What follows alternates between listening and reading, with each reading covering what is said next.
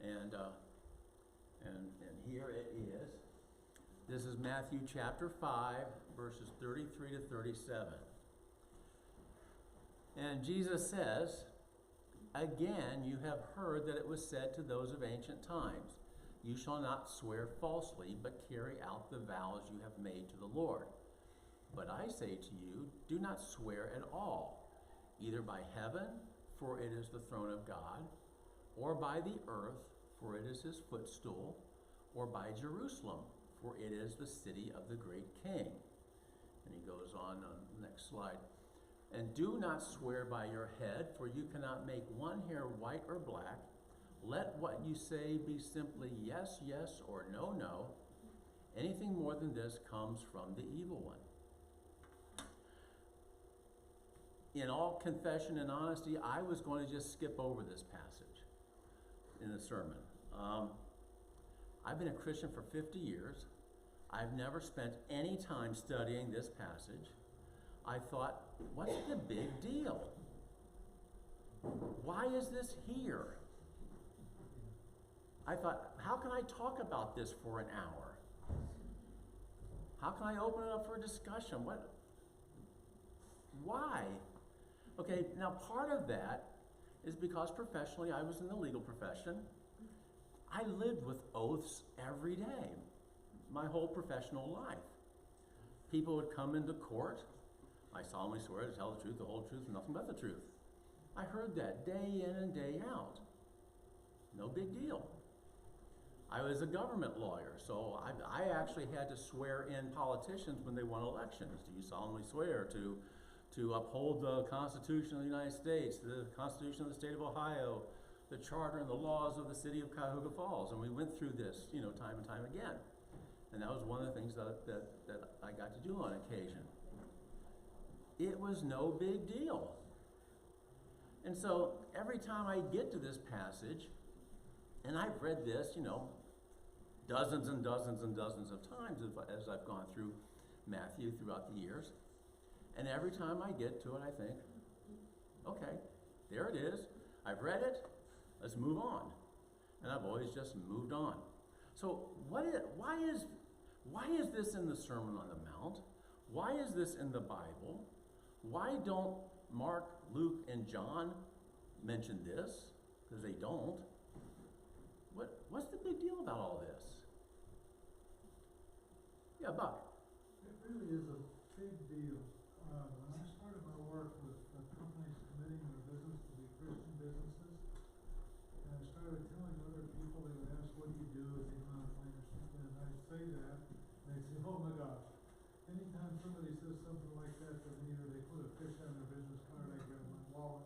So Christians in the business world do not have a good reputation for keeping their word.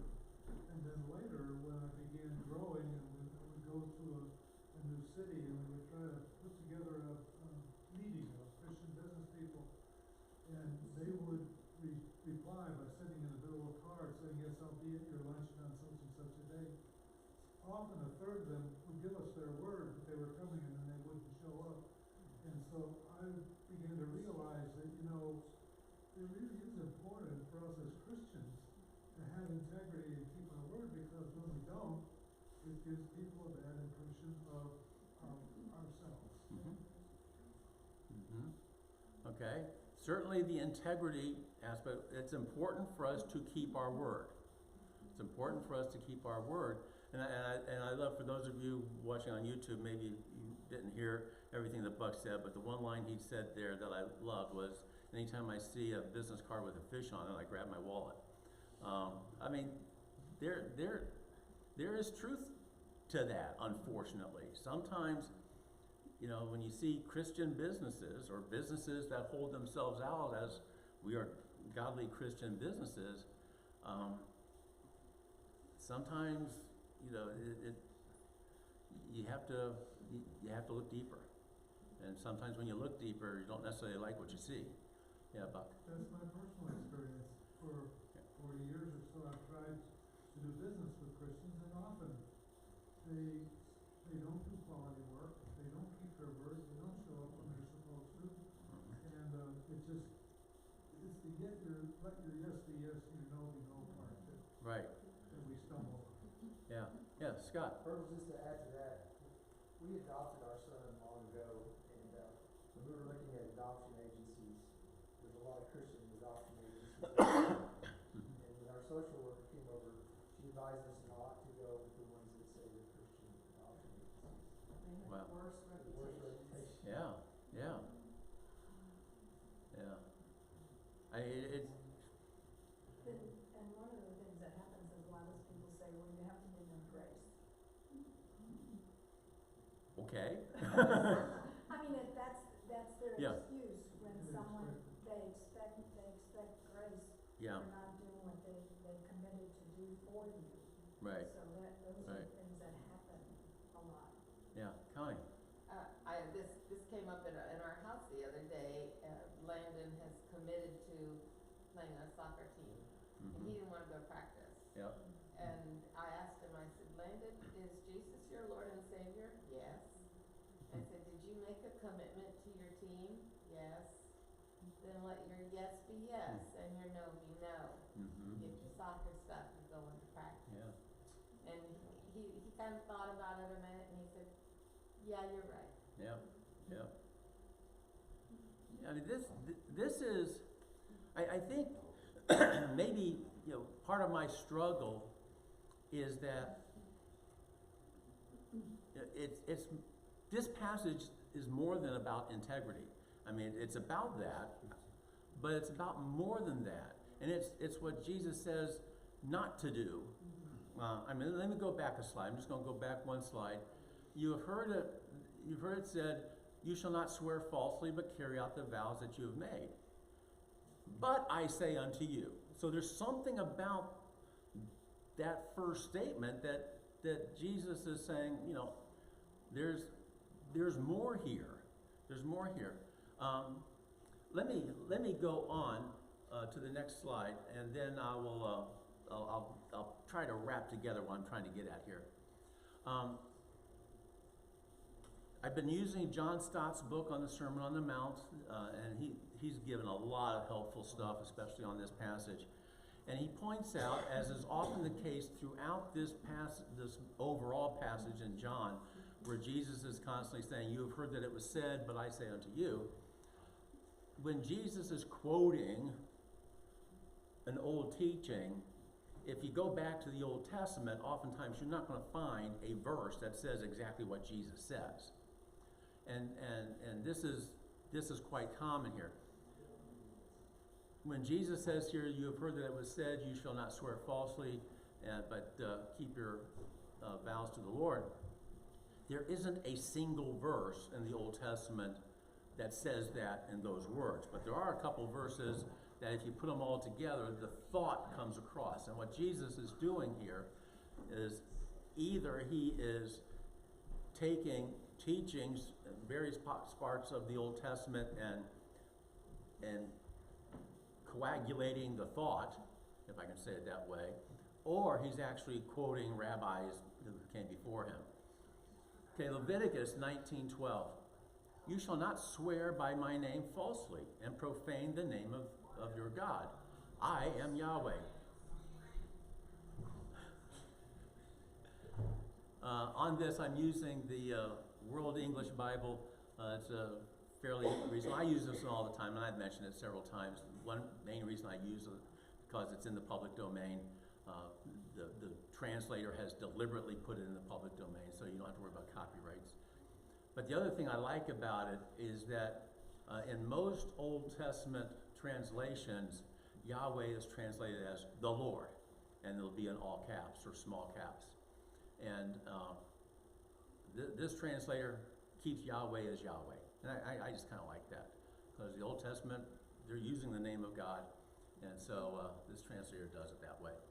And then in Numbers 30, we have this the second part of Jesus' quote. When a man vows a vow to Yahweh or swears an oath to bind his soul with a bond, he shall not break his word. He shall do according to all that proceeds out of his mouth. Okay, so Jesus was known as a first century Jewish rabbi. first century Judaism had a whole bunch of rabbis. And I've mentioned some of their names. We'll talk about another one of them this morning. We'll talk about Rabbi Akiba. But you got Hillel and Shammai and a bunch of other rabbis in the first century. And Jesus was another one.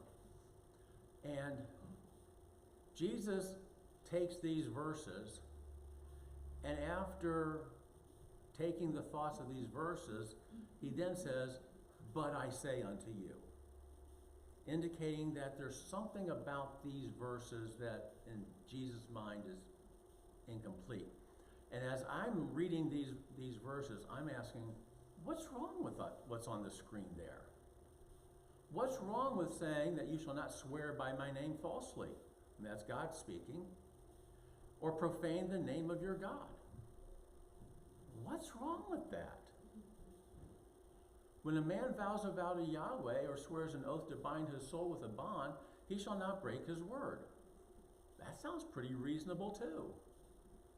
Bonnie, your hand was going up. Don't you think they did, in the Old Testament, they would do things just a way around following the law? They had ways that they would do things so that they, in this, Yeah. do the same thing. Yeah, Matt, what were you going to say? I'm just going to say that I think what Jesus is kind of pointing out is we really don't have any control over a lot of things. We can make a promise that we're going to do something, or an oath that we're going to do something, and have every good intention to do it, and then all of a sudden something happens. We still have control. We can't. There's some things that most everything, pretty much everything except for the things that we specifically do are really completely out of our control. Yeah. So we need to take that into account and just let's don't be so adamant about when we say we're going to do something. Let's say, you know, God willing, I'm going to do that. Yeah. That's kind of how it's put in other places. Yeah, James says that. You know, don't say tomorrow or the next day I'm going to go to this city or go to that city and do business and make a lot of money. If the Lord wills, I'm going to do these things. And you know, there's some practical truth to that, practical wisdom. And what I'm finding as I'm going through this Sermon on the Mount, a lot of what Jesus is giving us here is practical wisdom in terms of how to live amongst people. Just, you know, practical wisdom. Yeah. I'm sorry? How to follow the law of love, like we talked about. Yeah, follow the law of love. Follow the law of love. Yeah, and so, you know, so we've got these commands in the Old Testament, and standing on their face, there's really, there's nothing that you can complain about this. There's nothing that you can look at this and say, you know what, that's not, those aren't good laws. Those are perfectly good laws. Okay, if you're going to swear, don't swear falsely. And if you make a vow to Yahweh, don't break it. Don't break your word. But as with everything else in this passage of Matthew, Jesus is going beyond the black letter law. He's going beyond the bare minimum of what the law says. And he says, don't swear at all. Let your yes be yes and your no be no. He's going beyond that. And as I've studied this, it seems to me that the problem with swearing out the oaths, as Jesus is talking about, and then let me say this. When Jesus is talking about swearing an oath, he's not talking about cussing, okay? He's not talking about, you know, what we might think of when we think of, oh, that man's swearing. You know, he's talking about making an oath. He's talking about, you know, I pinky swear, as the title of the lesson is.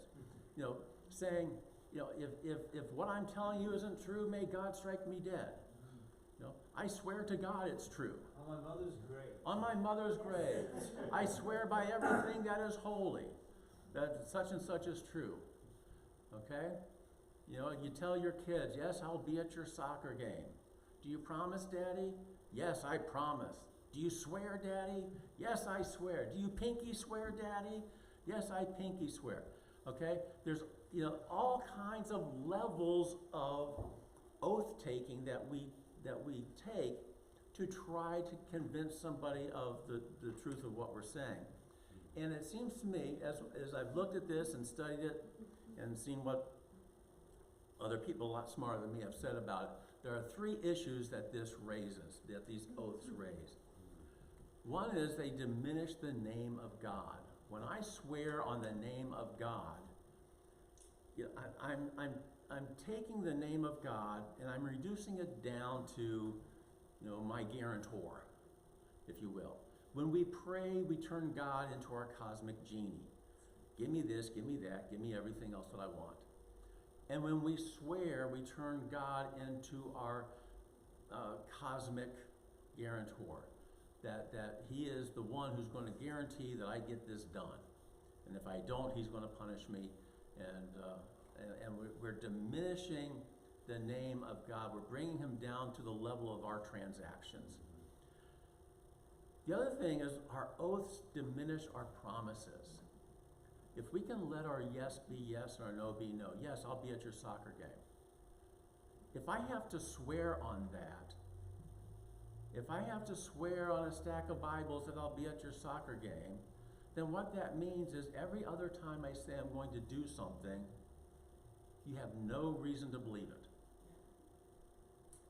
And our oaths diminish our credibility.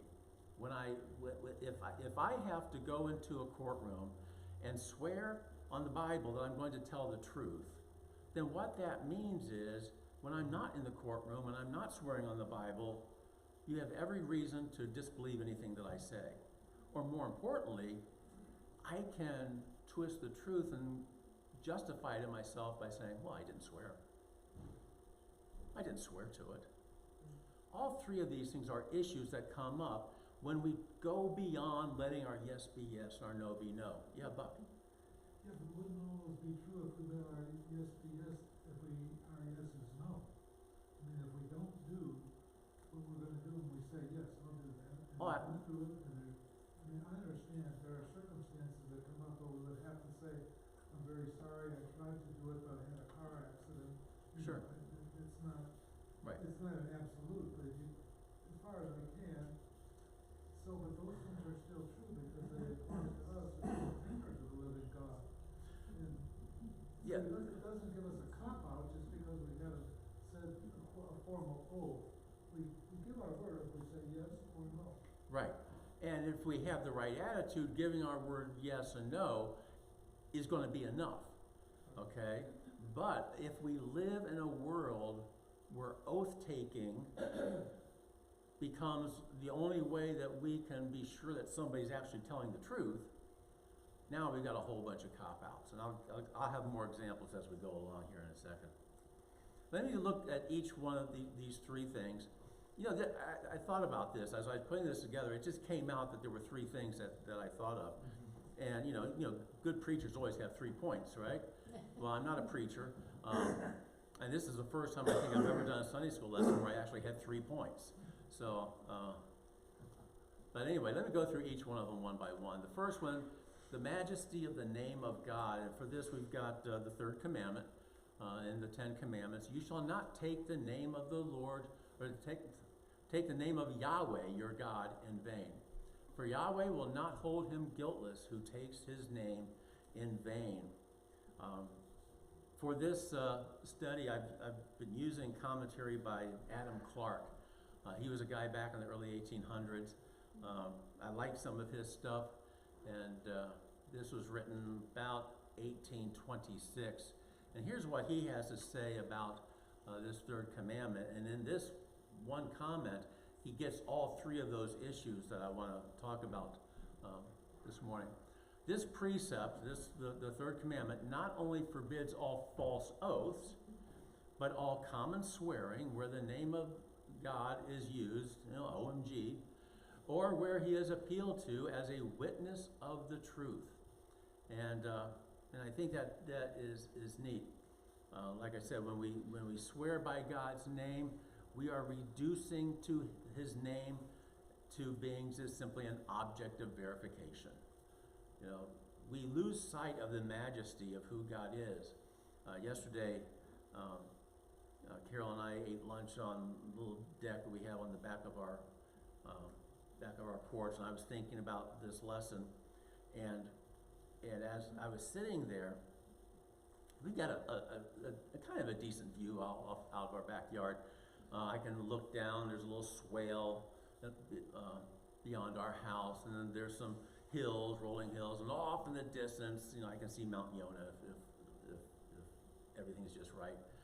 And I'm looking at all this, and I'm looking at all this big majesty of creation. And then I realize that I'm sitting on the earth. And the earth is a quark on the nucleus of an atom, of a grain of sand, in a sea of sands. When you think of the earth in terms of where its place in the universe,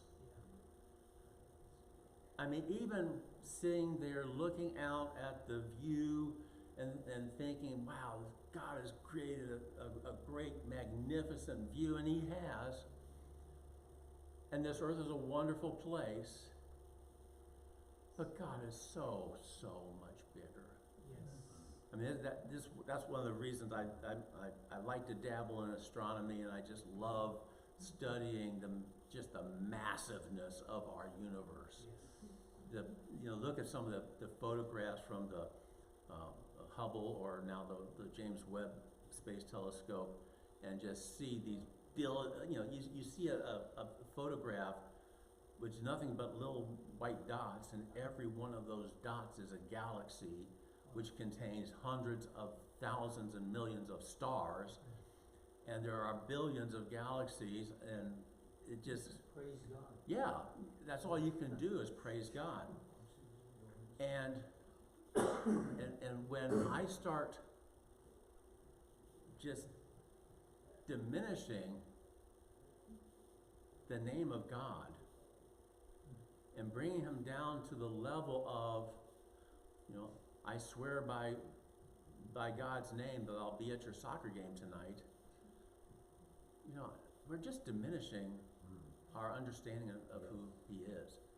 And we're losing sight of the majesty and the magnitude of who He is. And so, this is the one of the things that I think that we need to be careful of. And I think this is one of the things that Jesus is trying to get at here. Do not swear at all. We don't need to. His name ends up becoming just another rhetorical device in our discussions with people. And it has, it's commonly just abused. oh yeah, commonly. Like I say, OMG. Kids on their phones, Yep. you said OMG, that is such a common Yeah. thing that Yeah. people don't respect the name of God that they should. Yeah. And To the fish symbol. yeah. You got OMG, you got the fish symbol, you got all this stuff that you get to a point where the name of God becomes so commonplace in such a reduced capacity that you almost get to the point where it's almost impossible to look at Him with any awe and respect and reverence. Looking at false oaths, Jesus had another passage over in Matthew 23, and let me go there. And here He's talking about the swearing by making false oaths and swearing. And this is, let me read the passage and I'll share with you what John Stott has to say about it. And it goes a lot to what Bonnie was saying earlier there. Woe to you blind guides who say, whoever swears by the sanctuary, your version may say temple, is bound by nothing. But whoever swears by the gold of the sanctuary is bound by the oath. You blind fools, for which is greater, the gold or the sanctuary that has made the gold sacred? And you say, whoever swears by the altar is bound by nothing. But whoever swears by the gift that is on the altar is bound by the oath. How blind you are, for which is greater, the gift or the altar that makes the gift sacred? So whoever swears by the altar swears by it and everything on it. And whoever swears by the sanctuary swears by it and by the one who dwells in it. And whoever swears by heaven swears by the throne of God and by the one who is seated upon it. Okay, so here's the deal. The Pharisees and the rabbis took the Torah very, very seriously. There's no question that they took it very seriously. And we just read in Leviticus and in Numbers, and it's also in Deuteronomy, that you will not, that if you swear to the Lord, you must fulfill what you swear. You must do it. So the Pharisees were what I'm calling the masters of the loophole. Okay, and I don't say that in a way to try to be derogatory. Here's what happened. They took that very seriously. And they knew that if they swore unto the Lord, if they swore by the name of the Lord, that would be a binding oath. And that if they did not fulfill that oath, they could be severely punished. And so what they looked for was a way of swearing, but not quite swearing on the name of the Lord. So, as this passage alludes, they would swear by the temple or the sanctuary. They would swear by the altar. They would swear on their mother's grave. They would swear by all things holy. They would swear by anything other than the name of the Lord. And by doing that, they sort of gave themselves an out. Okay? If something does go wrong that they can't fulfill the oath, well, they weren't swearing by the Lord, they were swearing by the temple. And that's not binding. Okay? And that's what Jesus is referring to in this passage. The Pharisees, they're basically saying, you swear by the temple, that doesn't mean anything. You can get around that. They were constantly looking for a way of being able to swear by something and yet having an out if things don't go the way they plan. But then, along the way, they created other obligatory oaths that are reflected in this passage. Let me go back a slide. Whoever swears by the sanctuary is bound by nothing, but whoever swears by the gold of the sanctuary is bound by the oath. Interestingly enough, the different commentators, Adam Clark, one of them, and several of them I looked at, they're saying they're not quite sure what Jesus is talking about here. But they surmise, and what they think they're talking about here is these are oaths, essentially, to give. To give your gold to the sanctuary. Your missions pledge, if you will. Your missions pledge is your annual oath to the Christian Missionary Alliance that you're going to give so much over the next year to missions. According to the Pharisees, according to the rabbis, according to the priests who served in those temples, those oaths to give your gold to the sanctuary were binding. Why? Because the priest got a cut of the money. Okay?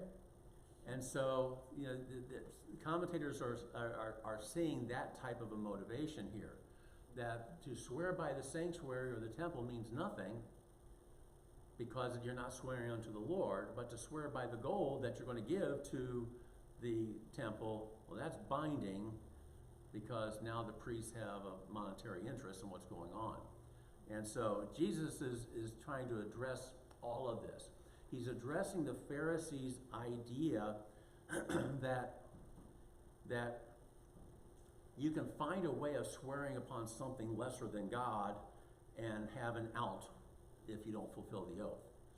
He's saying, no, that's not the way it works, because the temple is nothing without the God who's in the temple. I'm going forward one more slide there. And so, whoever swears by the altar swears by it and everything on it. Whoever swears by the sanctuary swears by it and by the one who dwells in it, God. Whoever swears by heaven swears by the throne of God and by the one who is seated upon it.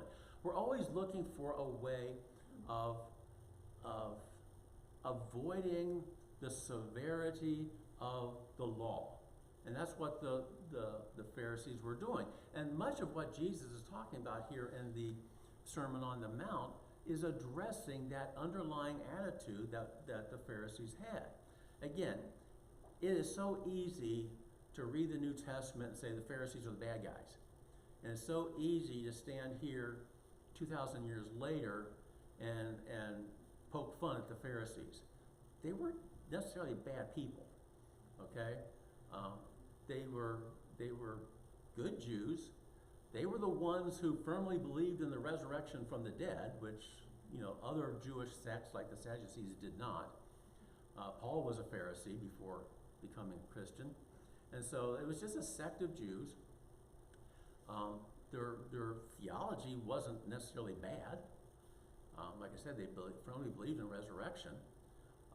And they firmly understood the seriousness of the law, which is why they were constantly trying to find ways to fit the way we live our lives into these exacting requirements of the law. Yeah, Pastor. Just adding to your comments on the Pharisees, to use an analogy, they were the evangelicals of their day. Yeah. And the Sadducees, they were the liberal Protestant theologians of their day. Yeah. I mean, truthfully. Yeah, that's a good way of putting it. But, I mean, the Pharisees, they understood this is what the law says, but this is how we actually live our lives. And Jesus is addressing that dichotomy throughout this sermon.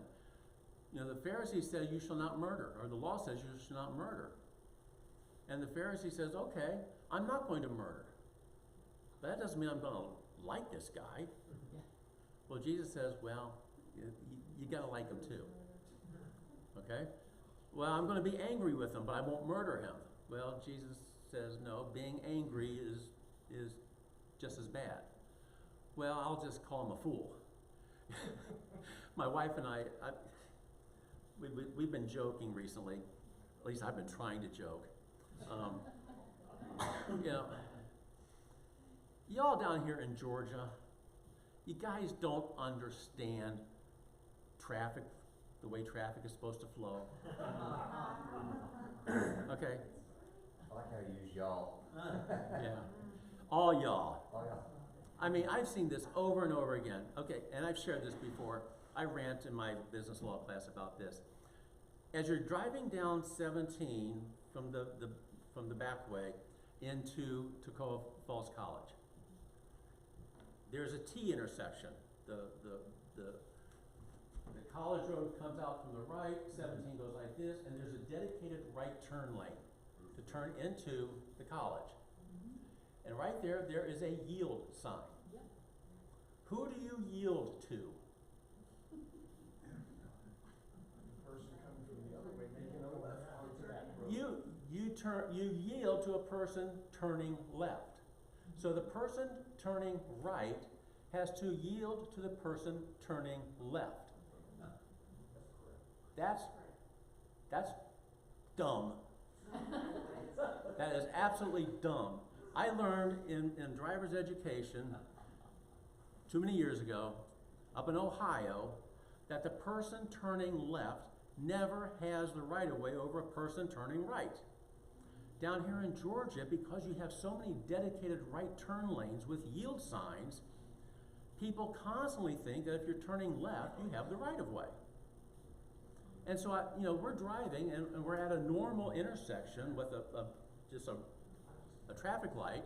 The light turns green and the people turning left just go, cutting off people that they don't have the right of way over. And every time that happens, I'll say something like, that jerk.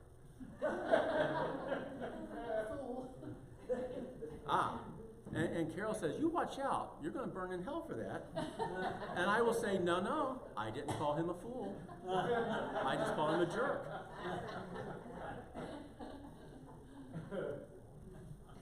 So, that's, okay. But anyway, just be careful about that. People down here will turn left in front of you even when there isn't a yield sign for you. And I Or just, they'll come out from a two-way street to a four-way street, and they'll come right over and go right over into the Yep. left lane, and then they merge back into the right lane. yep. Okay, let me move on. But so the Pharisees are constantly trying, they're reading the law very tightly, because in the way we live our lives, it is impossible to live according to the law, those 600 and whatever number of laws, and to do it perfectly. The Pharisees knew that, so they're constantly trying to interpret the law in such a way that they can get around having to obey all these jots and tittles. And I can't blame them for doing that. Okay. Didn't that just start in the Garden of Eden? Yeah. I mean, Yeah. They only had one law, Yep. and it didn't take much of an excuse for them to try to find a way around it, so it just sort of, it proves the impossibility of man to live under. Yep, it is It's impossible. so hard for children. I like what Adam Clark says about this with the Pharisees. He says, the morality of the Pharisees and rabbis on this point was truly detestable. They maintained that a man might swear with his lips and annul it in the same moment in his heart. And there's a story about Rabbi Akiba where he did this. Rabbi Akiba was a first century rabbi, born in 50, lived to about 130 in the next century. And there's a story where where he's talking with this lady, and he's wanting her to share the story of her life.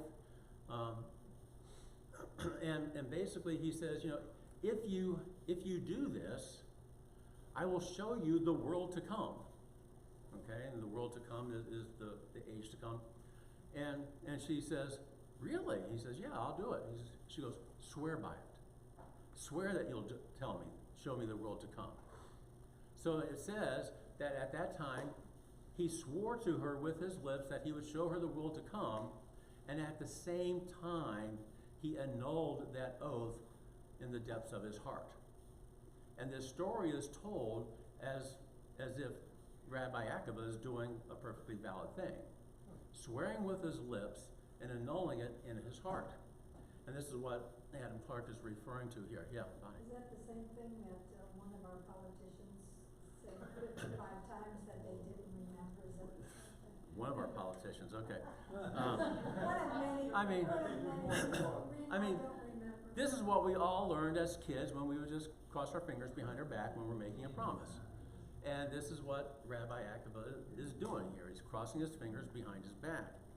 And in this sense, this was essentially the Jewish leaders being the masters of the loophole. And they were looking for ways of finding ways around it. They found ways to obey with their lips while ignoring their oath in their heart. And Jesus is addressing all of this. All of this stuff is kind of new to me. Like I said, I was just going to pass over this passage because I couldn't see what the big deal was. But as I was studying it more, reading more what John Stott has to say about it, reading how the Pharisees were abusing the question of the oath and the ways they were trying to get around it, this message of Jesus is making a lot more sense in the history of what's behind it. Then we have the point of being true to our word. And for this, got a fun little picture here. How many times do we go in, we're having a business dealing with somebody, maybe buying something like a car or something. I don't want to pick on any Cars do. Yeah. Cars do. okay. Yeah, I don't want to pick on any profession because we all have our day. Heaven knows my profession could be talked about a lot. But somebody once made a point to note that up in Vermont, their accent, with their accents, you can't hear the difference between lawyer and liar. I mean, the two words are the same with the Vermont accent, so that makes some sense, I guess. You know, the old story, how can you tell when a lawyer's lying? His lips are moving, yeah, so, sorry. Yeah. So how many times are you're in a sales pitch and, you know, pick your favorite profession that you're dealing with, and you're with the guy for an hour or so, and he's telling you, he's talking and talking and talking, and finally, you know, after 45 minutes or so, he finally comes and leans in and says, "Let me be honest with you." How many times have you heard that? We've all heard it. Let me be honest with you. And what do you think when you hear him say that? What have you been doing for the last 45 minutes? You've been lying to me? Let me be honest with you. I mean, every time we say something like that, every time somebody says something like that to us, the implication is that I haven't been honest with you. When we have to say, I am being honest, when we have to say, I swear to God what I'm saying is true, when we have to say something like that, then the implication is that everything that we say without that oath cannot be trusted. And that's a spooky position to be in. And that's what Jesus is talking about here in this whole passage. You know, we shouldn't have to swear by anything or establish or anything in order to establish our credibility. I should be able to say the grass is green and have you believe me when I say the grass is green without having to say, I swear to you the grass is green. I really mean it. You know, St. Augustine, he's got his book on the Sermon on the Mount as well. And in his book, he was saying that very often, just as a practical matter, we find we have to swear out an oath simply because people won't believe us if we don't. So we end up having to swear just to make people believe us. Yeah. Right. Let's put that in writing. Is a phrase. Yes, let's put that in writing. A symbol of this in our present times. Yeah, oh, absolutely. Let's put it in writing. I never signed a piece of paper. But Yeah. when we were talking, I gave some promise. Yeah. I didn't sign it. Yeah, yeah. Yeah, I mean, it's crazy. I mean, now here's the flip side of this. Yes, if you make a vow to the Lord, you have to keep it. But the flip side is to not make a vow is not a sin. And this is the way it puts in Deuteronomy. When you vowed a vow to Yahweh your God, you shall not be slack to pay it, for Yahweh your God will surely require it of you, and it would be sin in you. But if you refrain from making a vow, it shall be no sin to you. In other words, don't make a vow. We see this in Ecclesiastes. When you vow a vow to God, don't defer to pay it, for he has no pleasure in fools. Pay that which you vow. It is better that you should not vow than that you should vow and not pay. Okay, so then, in my own Pharisaical mindset, what about these things that I mentioned before? Taking an oath of office, swearing to tell the truth in court. What about our wedding vows? What's Jesus talking about? How does Jesus' teaching apply in these situations, or does it? There are a lot of groups out there, the Anabaptists, the Amish, the more conservative Amish, Quakers. They will not take an oath of any kind. Okay, they will not swear. You know, I don't know what you do if you need them as a witness in court. I know in our court up in Ohio, we weren't very far from an Amish community, but when the bailiff would swear in a witness, they would say, "Do you solemnly swear or affirm to tell the truth, the whole truth, and nothing but the truth?" The idea being by saying affirm rather than swear, you can get around Jesus' teaching here. But what's this all about? How do we deal with it in these situations? I mean, if you sign a deed that gets notarized, you have taken an oath. When you sign papers to buy a car and they get notarized, you're taking an oath. Is Jesus talking about these situations too? Yeah, but I think it's still covered by yes be yes and no be no. You're not adding to that. You're just saying, yes, I will do this. yeah, Margaret?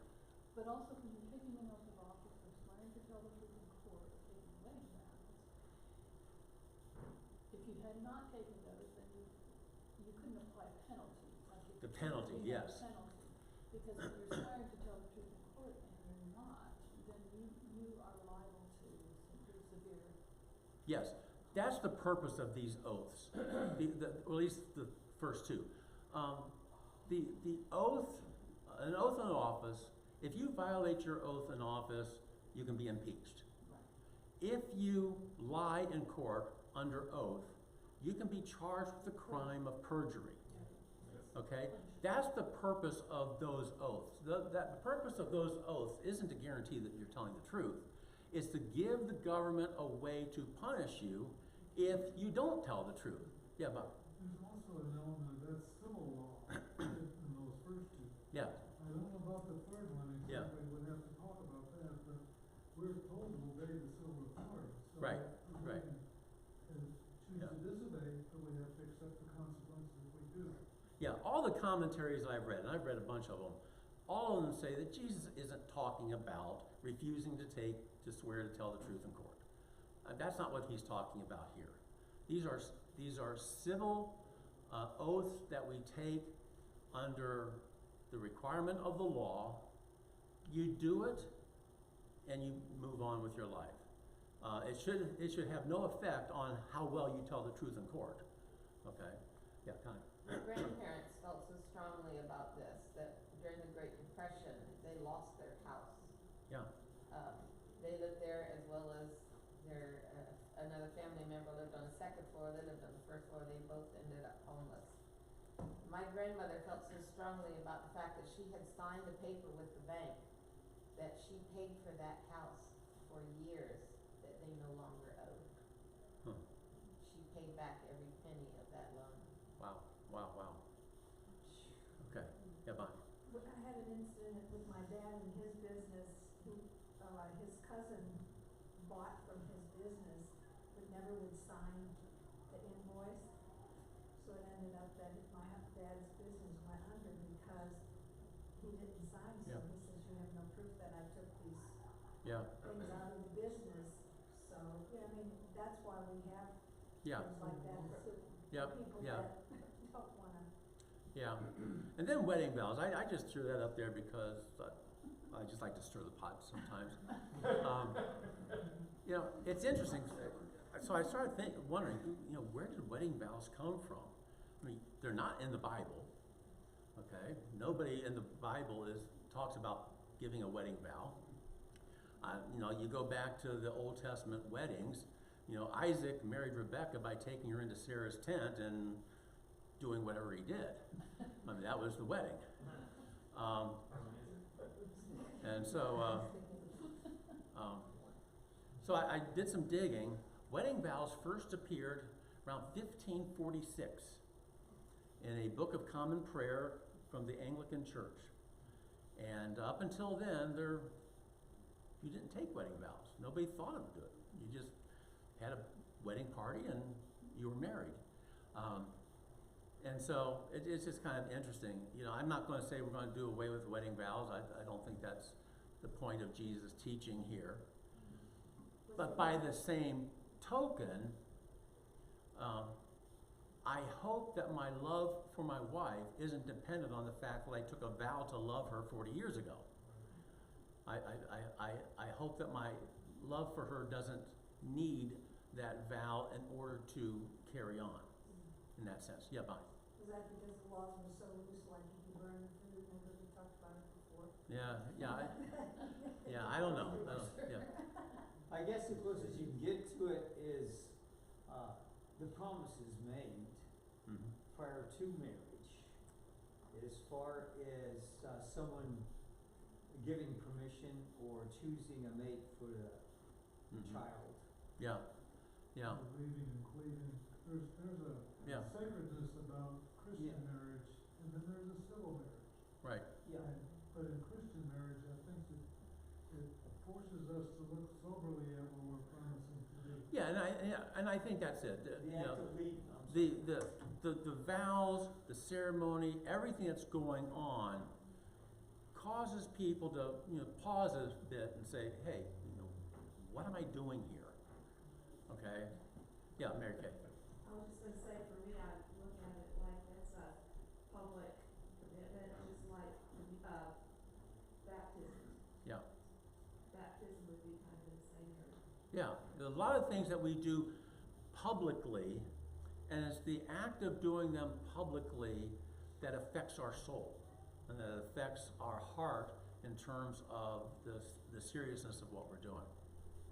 Okay, let me finish off with one more slide. This is from Meyer's New Testament commentary, and I just love, this is his version of a Matt summary. Christianity, as it should be, according to the will of Christ, should know no oath at all. To the consciousness of the Christian, God should always be so vividly present that to him and others in the Christian community, his yea and nay are, in point of reliability, equivalent to an oath. His yea and nay are oath enough. And I just love the way he just encapsulated all of this and captured it. Yes, you have to swear in court. If you become a public official, you're going to have to take an oath of office in order to take office. That's not what Jesus is talking about here. He's talking about our attempts to establish our credibility by swearing to something. And you shouldn't have to do that. Yeah. The first sentence, Christianity as it should be. Yes. And there's such a great difference. The church has backed away from holding accountability in so many areas. Divorce is one, and the fact that we would see 40% of Christians not come after saying they would come. Yep. There's no accountability in the church. Right. When was the last time any of us have ever heard of a church applying discipline in membership? They don't even speak the words. The reality is that, quite honestly, if you're going to discipline me, there's a church right over there across the road that I can go to. And I mean, literally, Carol and I live 1.1 miles away from this church, and we pass 3 other churches on our way here, if you include the Jehovah's Witnesses. 3 other churches between our house and this house, and this house of worship. So it's very difficult for a church discipline to have any teeth. Let me finish. I mentioned I was finishing with that, but I do have one more quote. This is from John Stott's book. I've been talking about him a lot this morning, so let me finish off with him. Christians should say what they mean and mean what they say. Our unadorned word should be enough, yes or no. And when a monosyllable will do, why waste our breath by adding to it? Yes or no? Let me close this in prayer. Father, give us that grace, give us that strength, give us the internal integrity to know that even when we're not swearing out an oath, we're telling the truth. Yes. And I pray that others who are dealing with us will see that integrity within us, and that they will learn to trust our word because we simply say it. And with that, let us be careful with what we say, so that we don't make promises that we can't keep, that we don't say things that are half true in order to try to make a point. Give us the credibility to know what we want to say it, and to be true to it. Be with us as we go into the service. We thank you for the worship team. And I pray that you'll be with them as they lead us in worship, and be with Pastor as he brings us your message, and watch over us throughout the rest of this day. In Jesus' name.